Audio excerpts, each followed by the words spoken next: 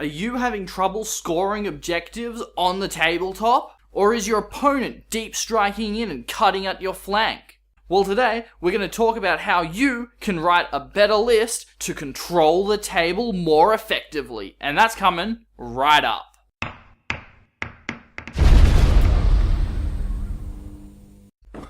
Welcome back, and it's great to have you here. So, when it comes to table control, really it comes down to how your list is constructed. Because if you don't take the right tools into battle with you, you're gonna have a bad time. Which is why today we're talking about how to construct your list with table control in mind so that your opponent can't pull as many nasty tricks on you.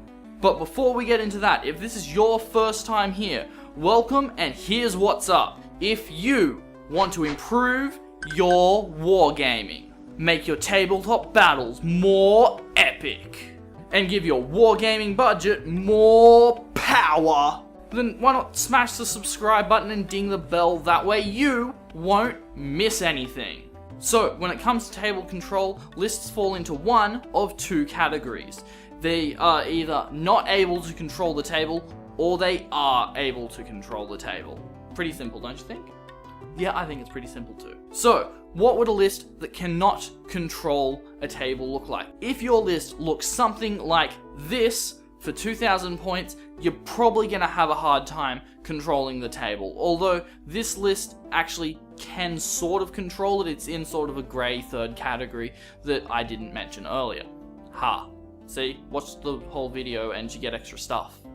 Funny how that works. This bit'll probably get edited out.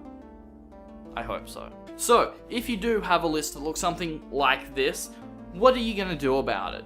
Well, basically, you want to add some cheap units to it that'll allow you to control your backfield while the rest of your army moves forward. Sort of like what I did with the zap guns in this battle report up here somewhere.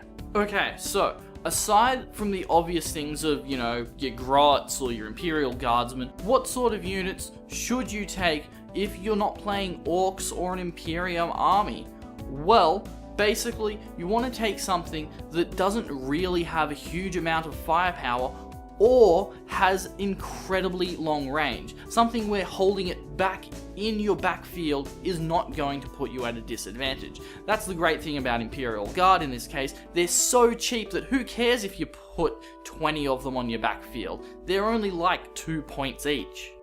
Correction, they are 4 points each. But either way, they're still ridiculously cheap. So if you don't have something that is this cheap, then you want to put something that is still trying to keep the points down so it doesn't consume too big of a portion of your army, but needs to have range. So when I play my Necrons, I like to keep things like my heavy destroyers or Doomsday Ark at the back of the field. Yes, they're a bit more pricey than Guardsmen, but keeping them at the back of the field is not going to inhibit their role in the army. Something else to look out for, and it's another reason why destroyers are such fantastic choices for controlling your backfield, is if you can get something that has a bit of speed on it. It also plays to your advantage, because it means that if your opponent does kill off one of the units on your back line, you can move other units around to try to restrict where your opponent can go and keep them away from any objectives you may be holding,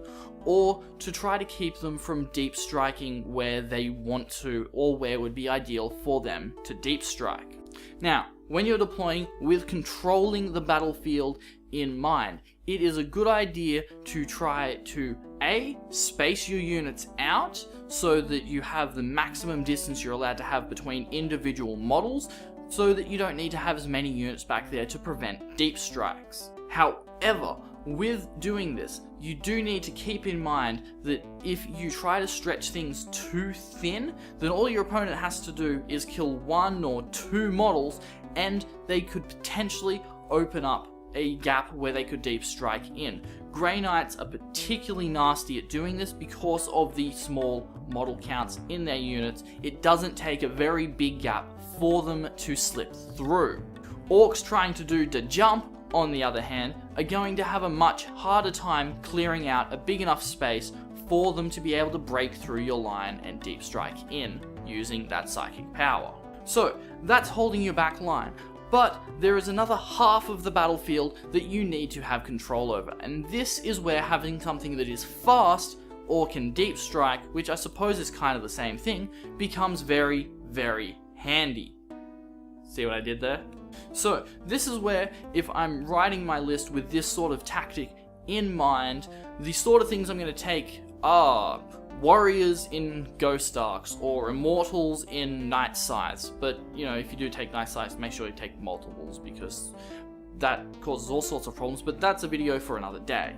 Or Grey Knight Interceptors are a great choice as well, or Orc Bikes, that sort of thing. The stuff that can either move fast or has some kind of special rule where it allows it to relocate a long distance. Just look for whatever you can that will allow you to get up in your opponent's grill nice and quickly.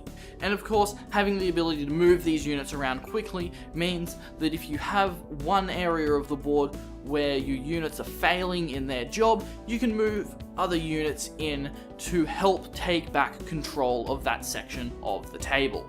Ultimately, when it comes to table control, it boils down to you need to have a solid defensive backline and some fast moving forward hitters. This will allow you to hold your position while also taking enemy ground. Now, of course, if you're playing at a bit of a competitive level, then your opponent's going to be trying to do a similar thing to you, hence why you need to be able to cover your back line, because one of the best ways to take objectives on your opponent's side of the board early is to deep strike, so your opponent's going to be trying to block you as well.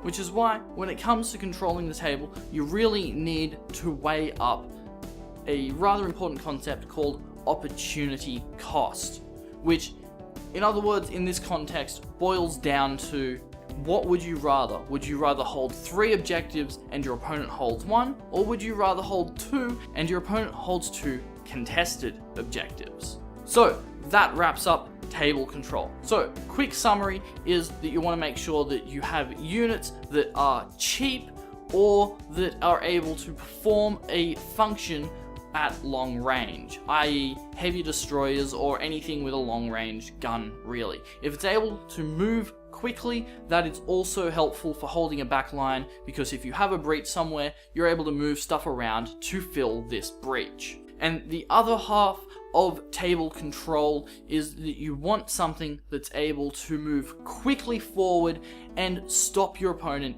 in their tracks, so that they're stuck on their side of the table and you're on your side and their side, which will give you an advantage when it comes to controlling the table. So let us know what some of your favorite table controlling tactics are in the comment section below. I'd love to hear about it. And if you like this video, please give it a thumbs up so we know that you like it, so we can keep making stuff that you like. And as always, if you want to improve your wargaming, make your tabletop battles more epic, and give your wargaming budget more power, then be sure to smash the crosshair and ding the bell. You'll subscribe and I'll be able to share with you more battle reports, terrain tutorials, and strategies to make your wargaming experience more epic. And I'll see you next time.